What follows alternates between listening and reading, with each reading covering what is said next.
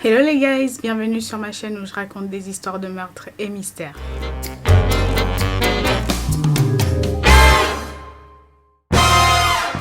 Alors aujourd'hui nous allons parler d'un tueur en série, nous allons parler de John Wayne Gacy. Qui est John Wayne Gacy? Qu'est-ce qu'il a vécu? Qu'est-ce qu'il a fait? Je vais tout vous raconter dans cette vidéo. John Wayne Gacy est né le 17 mars 1942 à Chicago et il était le cadet de 3 enfants. Il avait une grande sœur et une petite sœur. Il était le fils de John Stanley Gacy et de Marion Helen Robinson. Son père était un vétéran de la Première Guerre mondiale et un réparateur auto et sa mère était juste une ménagère. En grandissant, John était très proche de sa mère et de ses sœurs, mais avait une relation terrible avec son père. Apparemment, John aurait raconté que son père le battait très fréquemment. Ainsi, en grandissant, John aurait recherché l'amour d'un père qu'il n'aura jamais à obtenir, apparemment. Et il aurait même raconté qu'une fois, lorsqu'il n'avait que 4 ans, son père l'aurait battu avec une ceinture en cuir juste parce qu'il aurait désassemblé des composants d'un véhicule que son père était en train de réparer. Sa mère essaya néanmoins de le protéger comme elle pouvait, mais cela a eu un effet contraire à ce qu'elle voulait, c'est-à-dire que son père trouva une nouvelle excuse pour le battre à nouveau, c'est-à-dire en le traitant notamment de fils à maman. Je ne vois pas où est le problème d'être un fils à maman, mais bon, pourquoi pas. En grandissant, John s'est mis à s'intéresser à la sexualité, mais d'une manière totalement bizarre, c'est-à-dire qu'il s'est mis à s'intéresser aux culottes des femmes. C'est ainsi qu'en 1949, John et l'un de ses amis vont se faire accuser d'avoir molesté une fille avec qui il jouait. Cette année-là, l'un des amis de la famille de John, qui était censé être quelqu'un de confiance, s'est mis à abuser fréquemment de John, ce qui traumatisa notamment John. Pour en revenir à John, John en grandissant était en surpoids, il était aussi très malade. Il raconte notamment qu'en sa 14e et sa 18e année, il aurait passé plus d'1 an à l'hôpital. Mais vous vous demandez que cela aurait certainement calmé son père, les abus physiques de son père. Apparemment, cela a eu un effet encore une fois totalement contraire, c'est-à-dire que son père a trouvé une nouvelle excuse pour le battre beaucoup plus fréquemment, c'est-à-dire qu'il l'accusait de faire semblant d'être malade pour attirer l'attention de sa mère. Ainsi, à ses 18 ans, John décida de se lancer dans la politique et il se lança notamment dans la politique côté démocrate, ce qui énerva encore une fois notamment son père, c'est-à-dire que son père, lui, était un fervent républicain et donc il prit ça comme une trahison que son fils se lance dans la politique côté démocrate. En 1962, avec les abus de son père qui ne s'arrêtaient pas, John décida d'aller s'installer à Las Vegas et là-bas il prit un poste d'ambulancier et ensuite il trouva un nouveau travail dans une morgue. Le problème c'est qu'un soir, pendant qu'il travaillait dans cette morgue, John décida d'aller s'allonger dans un cercueil qui contenait un corps, c'est-à-dire le corps d'un jeune garçon qui allait se faire enterrer. Cette situation effraya notamment John, ça l'effraya au point où il décida de rentrer chez ses parents ce jour-là même. Après être rentré chez ses parents, John décida de reprendre ses études et il fut accepté dans 2 écoles différentes. John alla ensuite au Northwestern Business College et finit ses études donc en 1963. John prit ensuite un poste à la Non-Bush Shoe Company et là, il prit un poste de vendeur. En 1964, la société décida de le transférer à Springfield. Là-bas, il prit ensuite un nouveau poste de vendeur, puis fut élevé au rang de manager. C'est à Springfield que John rencontre sa première femme, Marlene Meyers. Et cette même année-là, John raconte qu'il aurait vécu sa première ou deuxième expérience homosexuelle. John maria quand même Marlene en septembre de cette année-là et le couple emménagea ensuite à Waterloo en Iowa parce que le père de Marlene était propriétaire de 3 restaurants KFC et il nomma ainsi John manager de ces 3 restaurants KFC. John avait ainsi un salaire de 15 000 $ par an, ceci fait l'équivalent aujourd'hui de 123 000 $. En 1966, le couple accueille leur premier enfant qu'il prénomme Michael, puis 1 an après, ils eurent une fille qu'ils prénomment Christine. Ainsi, tout le monde pensait que John avait une vie parfaite, c'est ce qu'il essayait de faire croire à tout le monde. Le problème, c'est que John trompait sa femme Marlene avec des prostituées du coin. En plus, après son aménagement à Waterloo, en Iowa, dans l'ancienne maison de ses beaux-parents, John créa un club dans son sous-sol où il invitait ses jeunes employés à y venir passer du temps. Et donc, vous l'aurez deviné, ça va devenir totalement creepy, c'est-à-dire que John embauchait des jeunes garçons, c'est-à-dire des jeunes garçons entre 15 ans et 20 ans. C'est ces jeunes garçons-là qui travaillaient dans son KFC et il invitait ces jeunes garçons-là dans son club, dans son sous-sol, où il leur fournissait de l'alcool et des films pornographiques. Ainsi, en août 1967, John va commettre sa toute première agression sexuelle sur un jeune garçon de 15 ans nommé Donald Voorhees, qui était le fils d'une connaissance.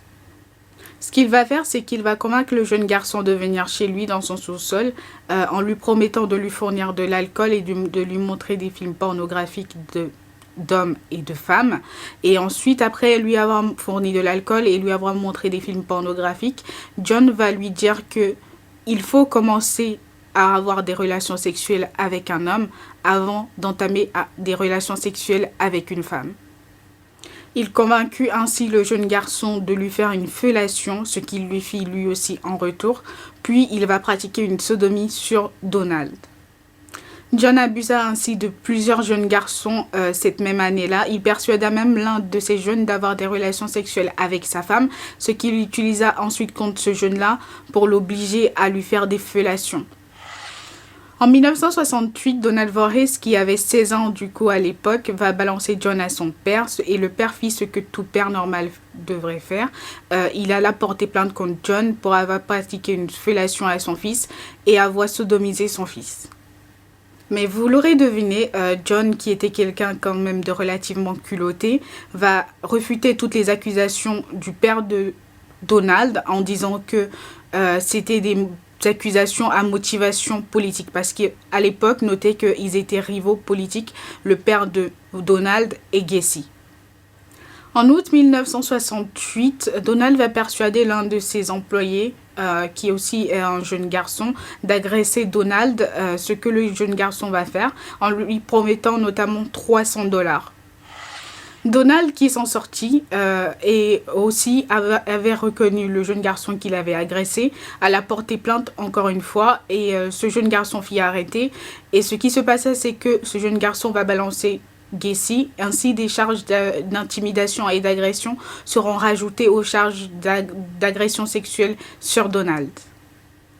Le juge qui était sur l'affaire va demander un examen psychologique de John et les psychologues vont déterminer par la suite que John avait une personnalité antisociale, ce qui était un terme pour désigner les psychopathes. En novembre 1968, John va plaider coupable sur les chefs d'agression sexuelle sur Donald, mais il ne va pas plaider coupable sur les chefs d'accusation d'agression sur les autres jeunes garçons qu'il avait agressés à l'époque. Ainsi, en décembre 1968, John va être condamné à 10 ans de prison ferme.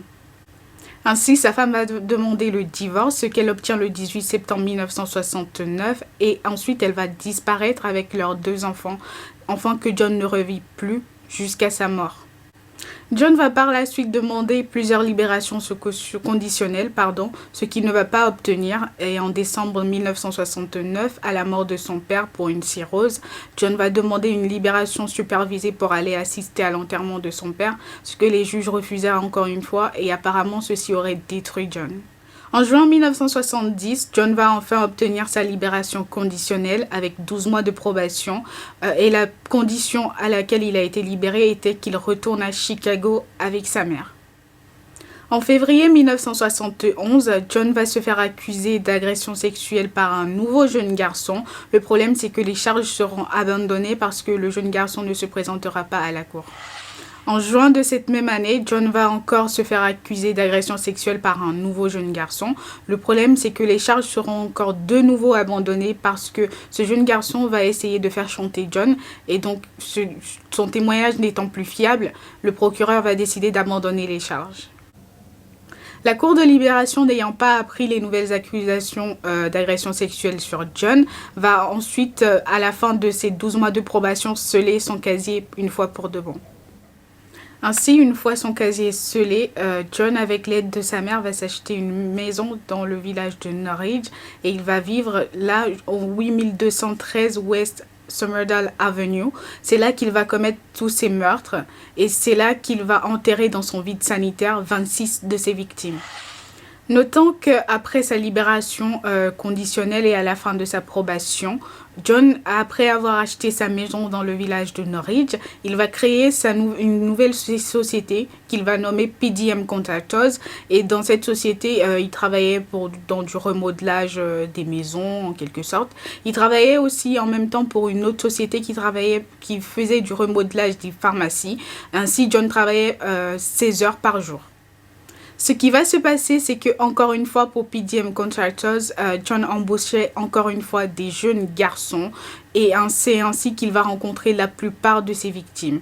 Notons que la plupart de ses victimes seront des enfants à problème, donc John va pouvoir commettre ses meurtres en toute impunité sans vraiment attirer l'attention de qui que ce soit parce que ces enfants-là étant des enfants à problème, c'est-à-dire des enfants ayant déjà fugué, des enfants qui ont déjà, je sais pas, commis des délits. Donc forcément, la police ne va pas forcément s'intéresser à leur cas. La police ne va pas du tout enquêter quand les parents vont aller faire le Missing Person Report.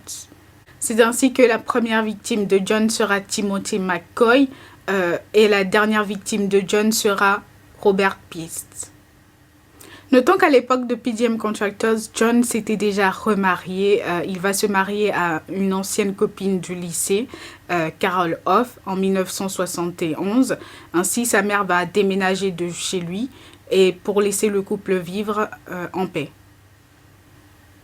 John et Carol vont divorcer en 1976 après que celui-ci va avouer à sa femme qu'il était en réalité bisexuel. Notons que John va commettre tous ses meurtres entre 1972 et 1978. Notons que sa première victime, c'était Timothy McCoy et sa dernière victime va être Robert Pist en 1978. L'enquête en 1978 va très vite avancer parce que dès que les parents vont aller faire le Missing Person Report pour Robert Pist, la police va très vite s'intéresser à John parce que beaucoup de témoins auraient vu John ce jour-là venir parler à Robert Pist, non pas Timothy McCoy, Robert Pist. Et la police va très vite mettre John sous surveillance, ce qui va au tout début l'amuser, mais après ne va plus du tout l'amuser parce qu'il n'était plus libre de commettre ses meurtres, il n'était plus libre d'aller chercher ses victimes, de les chasser comme si c'était des souris.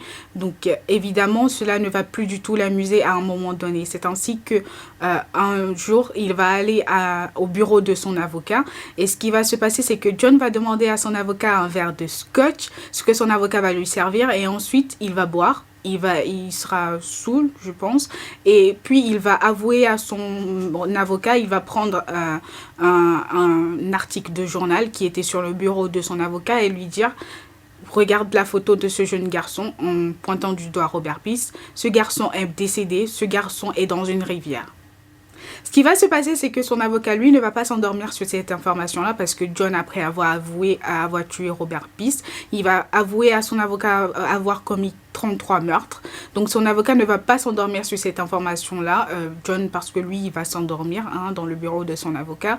Donc son avocat, lui, ne va pas s'endormir, comme je le disais. Son avocat va tout de suite commencer à chercher des arguments parce qu'il sait déjà que John va se faire arrêter. Il va tout de suite commencer à chercher des arguments pour défendre notre cher John.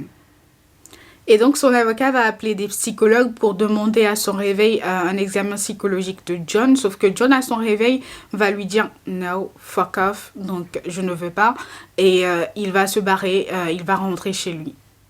Ce qui va se passer, c'est que à cette époque-là, pendant que John savait déjà qu'il était sous surveillance, la police accumulait en fait des preuves contre John, accumulait des témoignages de personnes sachant que il était revenu chercher Robert Pist ce jour-là après lui avoir parlé, parce que quand la police va l'interroger, John va dire que il lui avait juste parlé mais qu'il ne l'avait pas revu, sauf que la police va accumuler des preuves qui vont prouver que John était revenu chercher Robert Pist. Et donc le 21 décembre, la police va s'armer d'un mandat et débarquer chez John en disant que on veut fouiller chez toi. Et en fait, la police à ce moment-là pensait que c'était juste une mission de sauvetage. C'était juste que ce garçon était dans le sous-sol de John et que John lui faisait des trucs. Sauf qu'ils ne savaient pas ce qu'ils allaient découvrir ce jour-là. Donc en débarquant ce jour-là, ils vont sentir une odeur et ils vont se dire mais c'est quoi cette odeur? Et c'est là qu'ils vont se mettre à fouiller la maison de John et ils vont tomber sur les corps de ses victimes. Ainsi, la police va passer toute la journée à sortir des corps et encore des corps de son vide sanitaire. Ils vont sortir au total 26 corps de son vide sanitaire. Ils vont ensuite repartir au poste de police et dire à John, mais en fait, on vient de sortir des corps de ton vide sanitaire, tu nous expliques. Et c'est là que John va prendre un stylo et une feuille et va commencer à lister et à faire la liste de toutes ses victimes. Et ainsi, le lendemain, le 22 décembre, accompagné de la police et de sa grande sœur, John va emmener les officiers de police sur le pont où il a jeté le corps de Robert Peace et il va leur dire, ce garçon est dans cette rivière-là, voilà, point final.